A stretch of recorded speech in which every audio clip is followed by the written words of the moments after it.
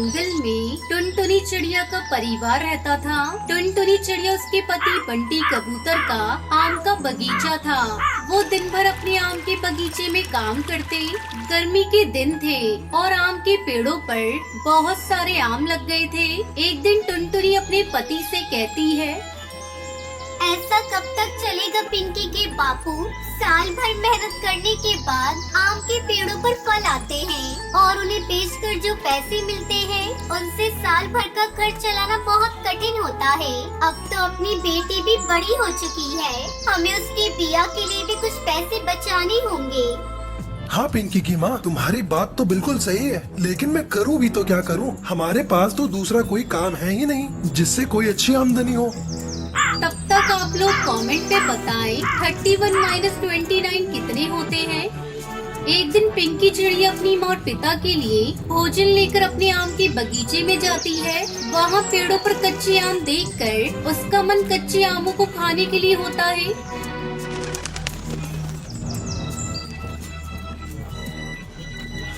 अरे वाह मम्मा, इस बार तो पेड़ पर बहुत सारे आम आए हैं। मैं कुछ आमों को तोड़कर घर ले जाऊंगी और उन्हें गुड़ का रस लगाकर खाऊंगी।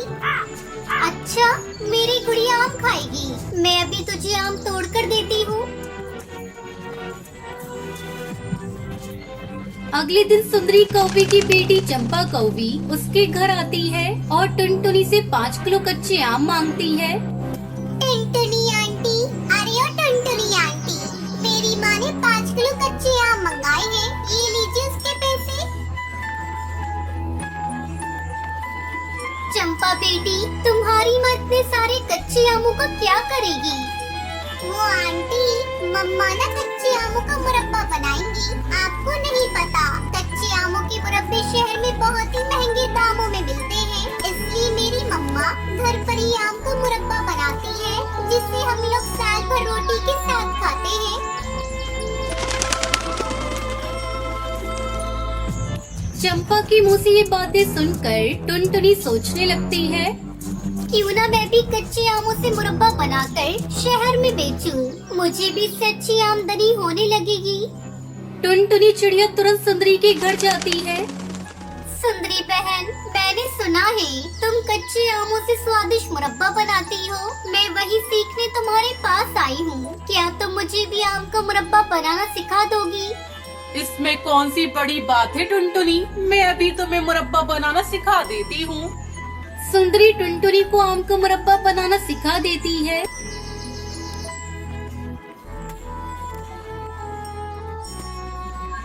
टुनटुनी खुशी खुशी अपने घर आती है और कच्चे आमों को मुरब्बा बनाती है। रात को बंटी कबूतर खाने बैठता है, तब टुनटुनी से रोटी के साथ आम का मुरब्बा देती है।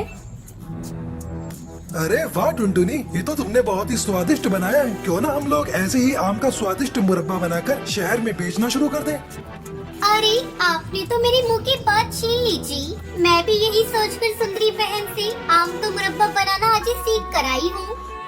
अगले दिन टुनटुनी ढेर सारा आम का स्वादिष्ट मुरब्बा बनाती है और बंटी कबूतर उसे लेकर बाजार में बेचने के लिए जाता है। मुरब्बा, आम का मुरब्बा, आम का खट्टा मीठा मुरब्बा ले लो, कच्चे आम का मुरब्बा ले लो। अरे ओ मुरब्बे वाले भैया, जरा इधर तो आना, मुझे आम का खट्टा मीठा मुरब्बा देना। ये लो बहन जी, आम के खट्टे मीठे मुरब्बे, ये घर का बना स्वादिष्ट मुरब्बा है। एक बार खाएंगे तो बार बार खरीदेंगे।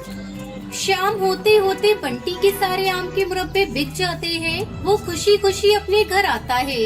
धीरे धीरे उनकी अच्छी कमाई होने लगती है। फिर टुनटुनी खुशी खुशी अपने परिवार के साथ रहने लगती है। आम का मुरब्बा ले लो, स्वादिष्ट चटपटा आम का मुरब्बा ले लो, खट्टा मीठा मुरब्बा ले लो, एक बार खाओगे तो रोज आओगी।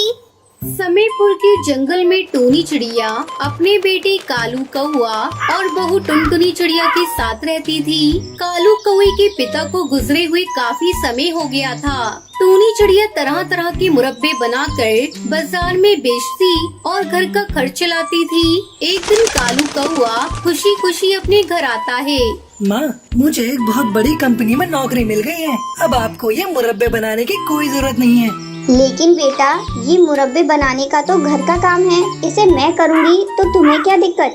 माँ जी ये ठीक कह रही हैं। अब आपकी उम्र हो चली है, ऐसे में इतना ज्यादा काम आपके लिए ठीक नहीं।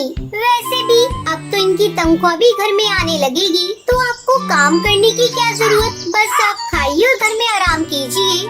ठीक है बहू, जब तुम लोगों की यही विचार है तो मैं मुरब्बा बनाना बंद कर देती हूँ।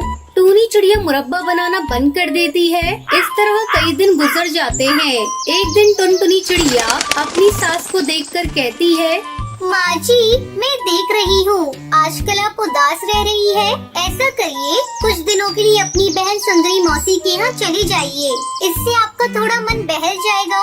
तू ठीक कह रही है बहू, मैं कल ही चली जाती हूँ सुंदरी से मिलने।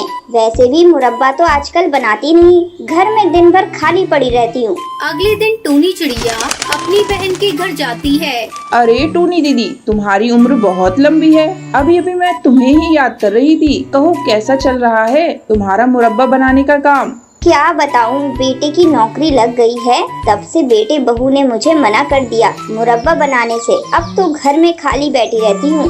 तुम बहुत खुशनसीब हो दीदी, जो तुम्हें ऐसे बेटे और बहू मिले, वरना आज की बहुएं तो घर में आते ही सास को घर से निकाल के बाहर करती हैं। और सब ठीक है ना दीदी?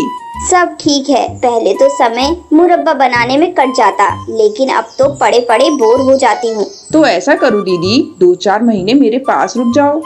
इस तरह टूनी चिड़िया अपनी बहन सुंदरी कौवी के यहाँ रुक जाती है। धीरे धीरे 2 महीने गुजर जाते हैं। एक दिन टुनटुनी चिड़िया का फोन आता है।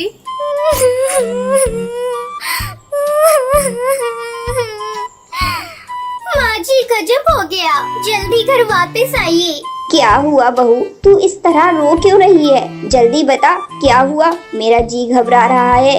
माँ जी इनके ऑफिस में बहुत बड़ा घोटाला हुआ है, उसमें इनका भी नाम है। इनकी नौकरी छूट गई। माँ जी ये बहुत ही घबराए हुए हैं, आप कैसे भी करके जल्दी घर आइए।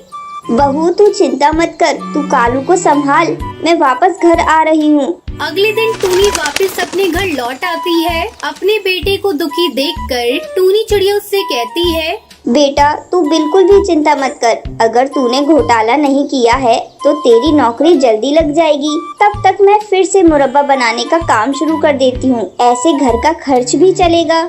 हाँ माँ जी आप बिल्कुल सही कह रही है, मैं भी आपके साथ मुरब्बा बनाने के काम में आपका साथ दूंगी। कालू बेटा ये ले पैसे, जब बाजार से जाकर कुछ आम खरीद कर ले आ, मैं उसका मुरब्बा बनाती हूँ। कालू कौवा बाजार से आम खरीद कर घर लाता है। टुनटुनी चिड़िया टूनी के साथ मिलकर आम का मुरब्बा बनाती है। टुनटुनी बहू तुझे पता है, पहले आम को काटकर धूप लगाते हैं, फिर उसमें मसाला और चाशनी मिलाते हैं, इससे मुरब्बा काफी दिनों तक टिका रहता है। दोनों सास बहू मिलकर ढेरों आम का मुरब्बा बनाती है, फिर उसे बेचने के लिए बाजार में ले जाती है। आम का मुरब्बा ले लो, स्वादिष्ट चटपटा आम का मुरब्बा ले लो, खट्टा मीठा मुरब्बा ले लो, एक बार खाओगे तो रोज आओगी। आम के मुरब्बे का नाम सुनते ही कई पक्षी उनकी दुकान पर आते हैं। इस तरह दोनों सास बहू मिलकर मुरब्बा बेचकर घर का खर्च चलाने लगती हैं और सभी खुशी खुशी रहने लगते हैं। मथुरा के जंगल में सुंदरी कौवी अपनी बहू टुनटुनी चिड़िया और बेटे कालू कौवे के साथ रहती थी। सावन का महीना शुरू हो गया था। जंगल में चारों तरफ हरियाली ही हरियाली नजर आ रही थी। एक दिन सुबह सुबह सुंदरी कौवी अपने बेटे के साथ बैठी चाय पी रही थी। माँ ये सुबह सुबह टुनटुनी कहाँ चली गई, दिखाई नहीं दे रही है। पता नहीं बेटा कहाँ गई है, मुझे बताकर नहीं गई। यहीं कहीं पड़ोस में गई होगी, अभी आ जाएगी। तू चाय पी, ठंडी हो जाएगी। दोनों माँ बेटे चाय पीने लगते हैं। तभी टुनटुनी चिड़िया हाथों में पूजा की थाल लिए घर के अंदर आती है। अरे बहू इतनी सुबह सुबह तो कहाँ चली गई थी? हम दोनों चाय पर तेरे इंतजार कर रहे थे। देख तेरी चाय ठंडी हो गई। माँ जी आपको नहीं पता, सावन का महीना शुरू हो गया है और सावन के महीने में मैं बिना पूजा किए कुछ भी नहीं करती, इसलिए मैं सुबह सुबह मंदिर चली गई। उस समय आप लोग सो रहे थे, मैंने आप लोगों को उठाना सही नहीं समझा। ये लीजिए प्रसाद। टुनटुनी चिड़िया अपनी सास और पति को प्रसाद देती है। जा बहू अब जाकर कालू के लिए नाश्ता बना दे, नहीं तो बिना नाश्ता किए भूखा पेट चला जाएगा। जा फिर बात करते हैं। टुनटुनी नाश्ता बनाने चली जाती है। शाम को जब कालू कौआ अपने ऑफिस से घर लौटता है तो टुनटुनी उससे कहती है, सुनो जी, इस सावन में मेरे लिए एक डाल पर झूला डाल दो, फिर मैं उस पर बैठूंगी और तुम मुझे झुलाना। अरे पागल हो गई हो क्या, जो मैं अपना काम धंधा छोड़कर तुम्हें झूला झुलाने आऊँगा? अब तो बचपना भूल जाओ। नहीं, इस सावन में आपको मुझे झूला झुलाना ही पड़ेगा।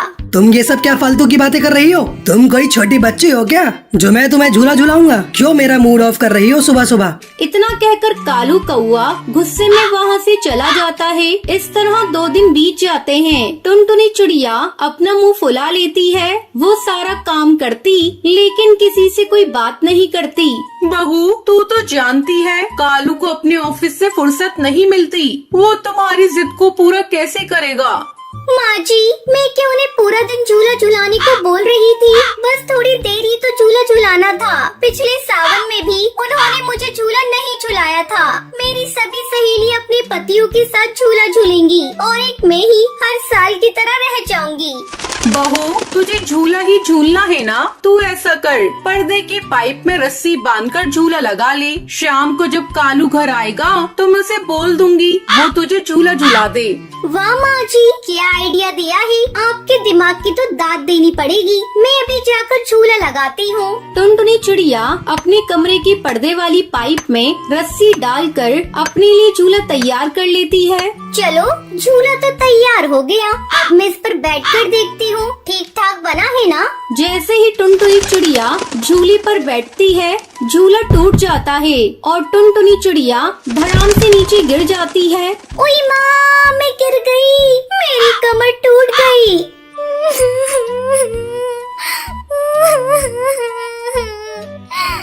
टुनटुनी के रोने की आवाज सुनकर सुंदरी कौवी वहाँ आती है। अरे बहू, तू नीचे कैसे गिर गई और तू इतना चिल्ला क्यों रही है? ये देखिए माँ जी, मैंने पर्दे की पाइप में रस्सी बांधकर अपने लिए झूला तैयार किया था, लेकिन जैसे ही मैं उस पर बैठी ये झूला टूट गया और मैं धड़ाम से नीचे गिर गई। मेरी कमर में बहुत तेज चोट लगी है। तभी कालू भी ऑफिस से घर आ जाता है। सुंदरी उसे सारी बात बताती है। टुनटुनी, ऐसा भी कोई करता है? तुम जीती मैं हारा। तुम्हें रविवार को पार्क में झूला झुलाने ले चलूंगा, फिर तुम जितनी मर्जी उतना झूला झूलना। 2 दिन बाद रविवार था। टुनटुनी चिड़िया कालू कौवे के साथ पार्क में झूला झूलने जाती है। वहाँ नीम के पेड़ पर बहुत सारे झूले लगे हुए थे और उन पर पक्षी अपनी अपनी पत्नी को झूला झुला रहे थे। टुनटुनी चिड़िया भी एक झूले पर बैठ जाती है और कालू कौवा उसे झूला झुलाने लगता है। झूला झूलते हुए टुनटुनी चिड़िया बहुत खुश थी। वो काफी देर तक झूला झूलती रहती है। फिर दोनों पति पत्नी घर लौट आते हैं। माँ जी, आज मैं बहुत खुश हूँ। मेरा सावन में झूला झूलने का सपना सच हो गया। अब मैं भी अपनी सहेलियों को फोन पर बताऊंगी कि मेरे पति ने मुझे झूला झुलाया है। माँ जी, अगर आज आप भी पार्क में आई होती तो देखती बहुत सारे पक्षी अपनी पत्नियों को झूला झुला रहे थे। बहू तो खुश है ना? यही मेरे लिए बहुत है। इस तरह सभी खुशी खुशी रहने लगते हैं।